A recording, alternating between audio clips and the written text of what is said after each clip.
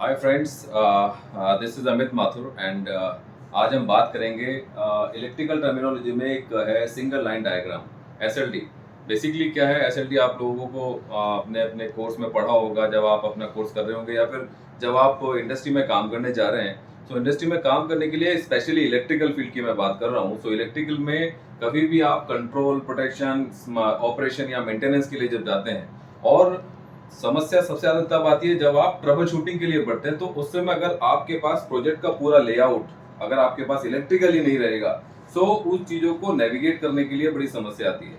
So electrical में the fundamental अगर आपके क्लियर है, फंडामेंटल में आपको पता है कि करंट का पाथ वो बहुत डीप डाउन है, और उसको डीप डाउन हम करेंगे, बाद में ड्रिल डाउन भी करेंगे, लेकिन उसके लिए आपको एसएलडी के बारे में पता होना चाहिए। तो एसएलडी के लिए कुछ इंपॉर्टेंट जो एक एस्पेक्ट है उसको देखा कैसे जाता है, उसको बनाया कैसे जाता है, उसके टाइप कितने होते हैं, उसके बारे में हम लोग इसमें थोड़ा डिस्कस करेंगे।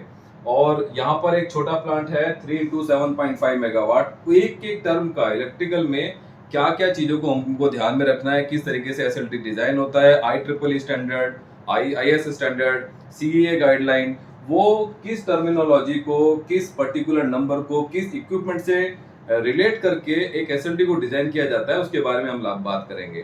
टाइप्स की जहां तक बात करें तो ये आपका टाइप में रिसेंटली बड़े बड़े जो ओपन यार्ड में स्विच यार्ड बने होते हैं, उसमें 1.5 ब्रेकर स्कीम में there are 4 CT method, 6 CT methods, 8 CT methods, likewise ऐसा रहता है। पर टाइम टू टाइम जब से ये स्टार्ट हुआ तब से लेके अब तक there are so many changes have occurred. अभी हम मॉडर्नाइजेशन की तरफ जा रहे हैं, तो स्काडा भी इनकॉर्पोरेट हो गया एसएलडी में। पहले एक जनरल कंसीडरेशन थी, तो एक थोड़ा सा हम जानने की कोशिश करते हैं, मैं आपको थोड़ा बताने की कोशिश करता हूं। तो today we are discussing SLD. SLD is what? Single line diagram. तो इसमें कवर होने वाले बेसिक कंपोनेंट की जानकारी, एक पावर हाउस की अगर मैं बात करूं, वो भी hydro power plant, the capacity is 3 into 7.5 megawatt. अब ये देखने में बहुत ही जनरल टर्म लग रही है कि 3 into 7.5, but let me tell you, this 3 represents number of units operating, number of units. One unit is relating to the combination of generator and turbine, where mechanical energy is being converted into electrical energy. That is number of units. So it is 3. 7.5 means each turbine is having a capacity of 7.5 megawatt. Now, जो आपको essential चीजें चाहिए उसमें आपको क्या चाहिए? Legends. पहला है जनरेटर का वोल्टेज।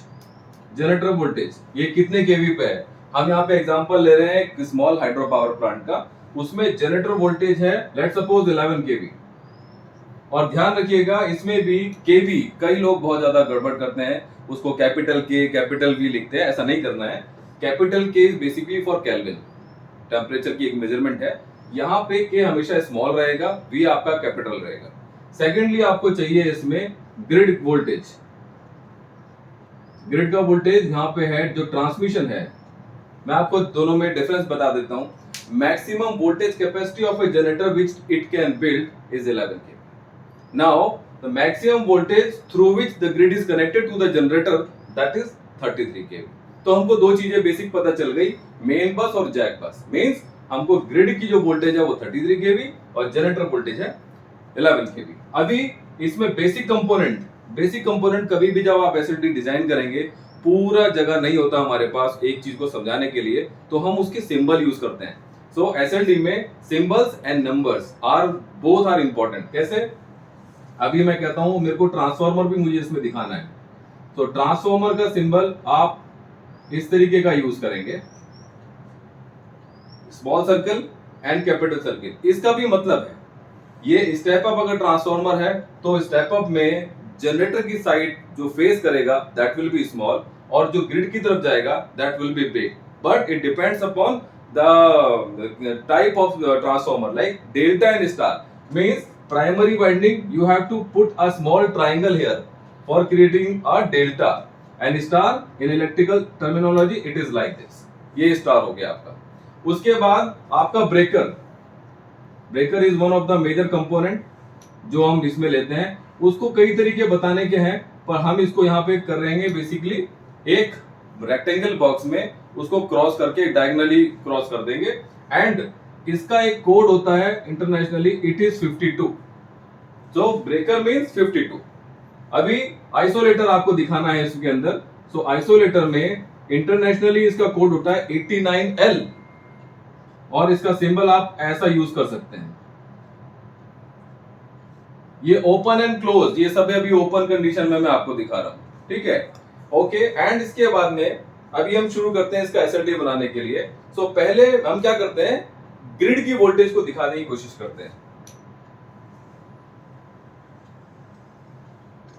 ये ग्रिड की वोल्टेज है, मैं यहां साइड में लिख देता हूं 33 केवी।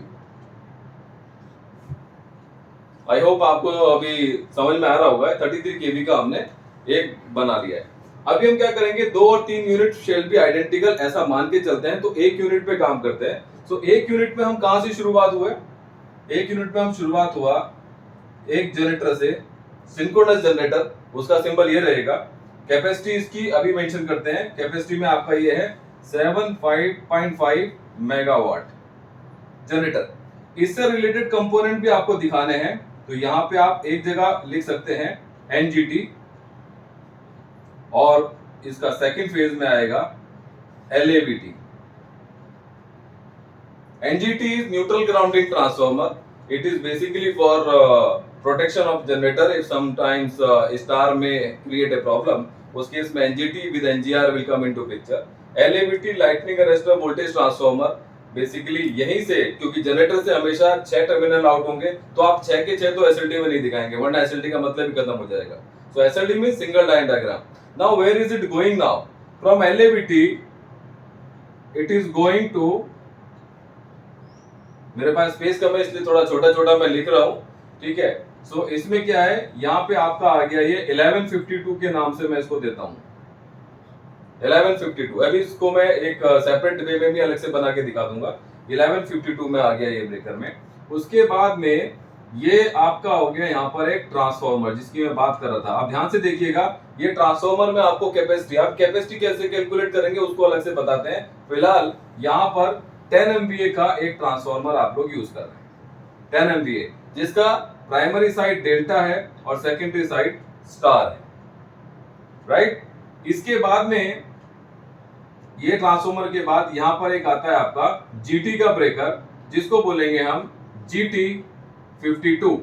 52 मैंने ऑलरेडी आपको बताया, इंटरनेशनली रिकॉग्नाइज्ड एक नंबर है, स्पेशली यूज्ड फॉर ब्रेकर। जहां कहीं भी आपका एसएलडी में ब्रेकर की बात आएगी, अगर 52 में आपको दिखाई दे रहा है, मतलब वो एक ब्रेकर है। ये सीधे इस ब्रेकर के बाद कनेक्ट हो रहा है इस 33 केवी की बस से, ठीक है।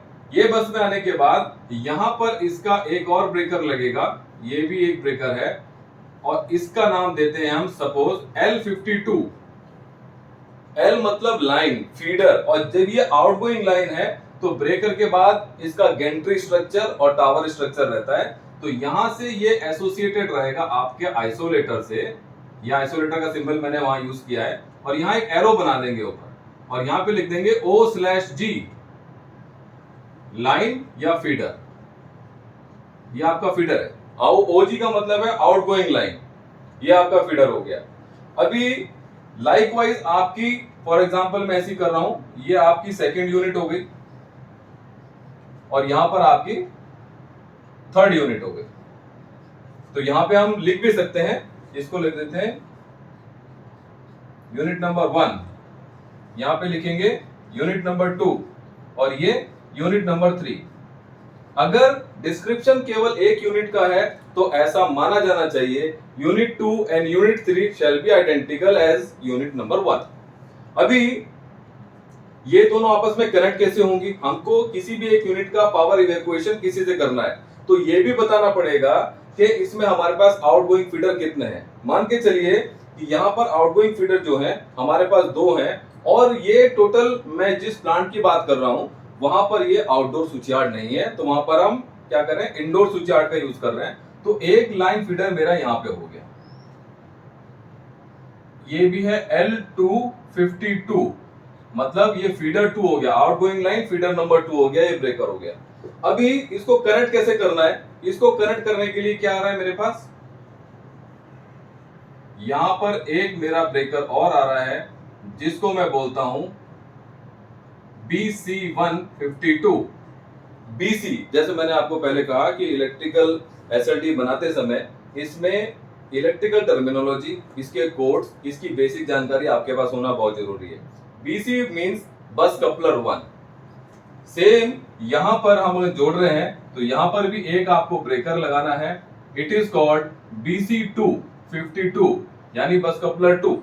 कहने का मतलब ये हो गया कि यहां से ये मेरा जनरेटर चला और जनरेटर चलने के बाद जब इसने पावर प्रोड्यूस करनी स्टार्ट करी, पावर स्टार्ट करने के बाद ये इस फीडर से भी जा सकता है। इन केस इस फीडर में कोई प्रॉब्लम या मेंटेनेंस चल रही है तो आप बस कपलर का यूज करके इस फीडर से भी इसको आउट कर सकते हैं।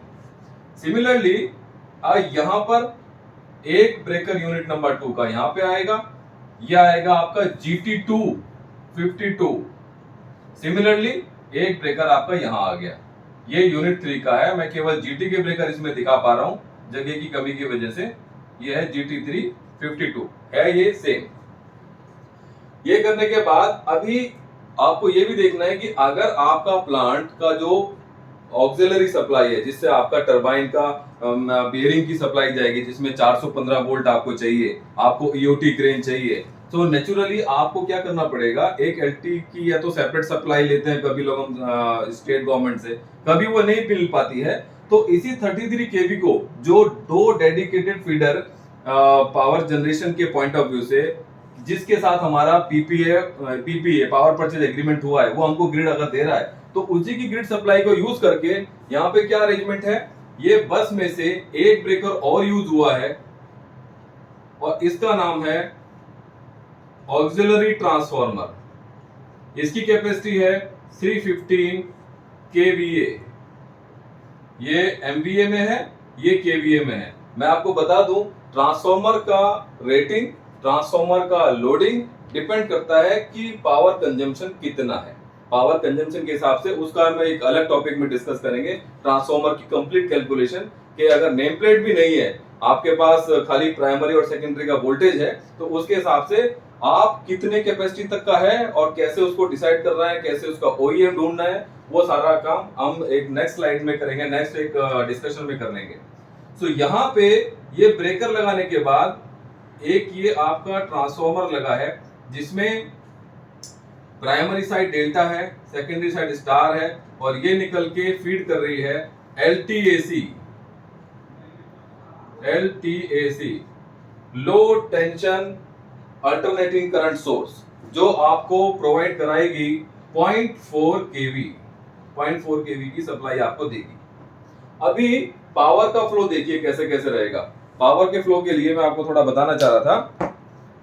हम सबसे पहले क्या कर रहे हैं, ग्रिड की सप्लाई हमने बैक चार्ज लिया, इसको बैक चार्ज मान के चलेंगे। जैसे ही हमने लाइन ब्रेकर को क्लोज किया, ये ब्रेकर हमने क्लोज कर दिया। ब्रेकर क्लोज करने के बाद क्या हो रहा है, ब्रेकर क्लोज कर दिया। ब्रेकर क्लोज करने के बाद ये सप्लाई यहां तक एक्सटेंड हो गई, ये सप्लाई यहां तक एक्सटेंड हो गई। अभी बस कपलर 1 नहीं लगा है। उसके बाद ये GT52 के इस एंड तक हमारे पास आ गया। एक एंड तक हमारे पास ये वोल्टेज है आपकी 33 केवी, यहां तक आपके पास आ गया। जैसे ही ये वन स्टेप है, सेकंड स्टेप में आप GT के ब्रेकर को जैसे ही आप क्लोज करते हैं, तो ये ट्रांसफार्मर के इस एंड पे जाकर के यहां पर भी 33 केवी है, और यहां पर ये कन्वर्ट, क्योंकि ट्रांसफार्मर में जिस साइड भी आप वोल्टेज दोगे, अल्टरनेट एंड पे, दूसरे एंड पे, उसी पोटेंशियल लेवल के हिसाब से वो आपको वोल्टेज लेवल दे देगा। तो यहाँ पे इसकी वोल्टेज आ गई है 11 केवी, यहाँ पे ट्रांसफार्मर 11 केवी पे आ गया। मतलब 1152 का ये जो ब्रेकर है, यहां तक आपके पास अभी ये चार्ज हो गई। ये लाइन यहां से आने के बाद ये सेक्शन पूरा का पूरा अभी चार्ज हो गया, लेकिन ये ब्रेकर अभी लगा नहीं है। ये लेकिन होने से पहले अभी आपने क्या हुआ, अपना टरबाइन को स्टार्ट किया। टरबाइन को स्टार्ट करने का कहने का मतलब ये हुआ कि ये ब्रेकर मेरा सिंक्रोनाइजिंग ब्रेकर की तरह मैं यूज करना चाह रहा हूँ। ये एसएलडी को पढ़ने का जो तरीका हो ये है, यहाँ से बैक चार्ज आ गया, बस कपलर नहीं लगा है तो आगे सप्लाई नहीं है। अगर मैं इसको क्लोज करूंगा तो सप्लाई आगे एक्सटेंड हो जाएगी up to this breaker and up to this breaker. Depend करता है हमारे यूज पे कि हम कैसा यूज करना चाह रहे हैं। उसके बाद जैसे ही आपने एक टरबाइन को रोटेशन दिया, टरबाइन को स्टार्ट किया, जनरेटर इसके साथ एक लगा रहता है आपके पास एक major component which is called AVR, automatic voltage regulator. जैसे ही आपने रेटेड आरपीएम पे हमारी मशीन आ जाती है और आपका एवीआर इग्नाइट हो जाता है, इग्नाइट करने के बाद ये इस सोर्स में आपका 11 केवी भी दे देता है। मतलब ये हो गया कि ये वाले 11 केवी ब्रेकर के दोनों एंड पे अभी आपके पास पावर सोर्स आ गया है 11 केवी जो डिजायर्ड है। अभी इसमें तीन चीजें सिंक्रोनाइजेशन करनी है, अभी हमको हैंड शेकिंग करना है। हैंड शेकिंग में इसके लिए तीन पैरामीटर होते हैं। पहला, वोल्टेज का level, V generator should equal to V grid, मतलब ग्रिड का वोल्टेज और जनरेटर का वोल्टेज बराबर होना चाहिए। Frequency of generator should be equal to frequency of grid, grid की फ्रीक्वेंसी और जनरेटर की फ्रीक्वेंसी बराबर होनी चाहिए। Phase sequence of generator should equal to phase sequence of grid, grid का फेज सीक्वेंस और इसका फर्क। जैसे ही ये तीनों चीजें, जैसे ही ये तीनों पैरामीटर इलेक्ट्रिकली सिंक्रोनाइज होते हैं, तुरंत सिंक्रोनाइजिंग पैनल से इस ब्रेकर के लिए एक आती है क्लोजिंग कमांड, और जैसे ही क्लोजिंग कमांड आती है, क्लोजिंग कमांड के बाद आपका जनरेटर कंप्लीटली ग्रिड का पार्ट हो जाएगा और यहां से जितना आपके पास इनफ्लो अवेलेबल है, जितना आपके पास वाटर डिस्चार्ज अवेलेबल है फॉर लोडिंग, आप उतना लोड करके अप टू मैक्सिमम 7.5 मेगावाट तक इस जनरेटर को ले जा सकते हैं। सो मेरा कहने का ये मतलब था, एसएलडी को पढ़ने का फायदा और स्कीम को समझने का फायदा तब है जब आपको इसकी टर्मिनोलॉजी, उसमें यूज हुए हुए कंपोनेंट और उसकी वर्किंग के कहां से पावर सप्लाई जा सकती है, कहां से बैक चार्ज ले सकते हैं, किस ब्रेकर को ऑन करने से मुझे क्या मिलेगा और कैसे हमारा पावर का फ्लो जा रहा है। तो लाइकवाइज आप इसका और भी एक मिमिक है, मिमिक को जनरेट कर सकते हैं। Same you can apply for unit number 2 and other units. This is for example, this is, I mean there are so many design of SLDs. 1.5 breaker में अलग स्कीम है जिसमें 2 ब्रेकर का प्रोविजन हम दे सकते हैं कि आप जीटी के ब्रेकर से और टाई के ब्रेकर से कर सकते हैं, नहीं तो कैसे कैसे लाइन चार्ज करनी है। फिर इसमें क्या होता है, इसमें डीप डाउन स्टडी कहां पे आती है, ये ब्रेकर का और ये आइसोलेटर का एक इंटरलॉक होता है, एक मैकेनिकल इंटरलॉक है, किसी में इलेक्ट्रिकल इंटरलॉक है। सो वो सारी चीजें है, पर ये this is the basic thing. आप इस तरीके से अपना एक एसएलडी का एक जहां भी आप काम करते हो एक बार कोशिश कीजिएगा उसको पढ़ के, इसके साथ कोरिलेट करके, और पावर का इवैक्यूएशन कैसे हो रहा है जनरेशन से और ट्रांसमिशन तक। मुझे लगता है जो जानकारी मैंने आपको दी, जो मैंने आपके साथ शेयर किया, वो आपको बहुत हद तक उपयोगी साबित होगा। और अगर कुछ क्वेरीज हैं तो you can put your queries, we will try to resolve your queries and I don't get right now. So anyway, thank you very much for just seeing this video. Thank you very much. नमस्कार।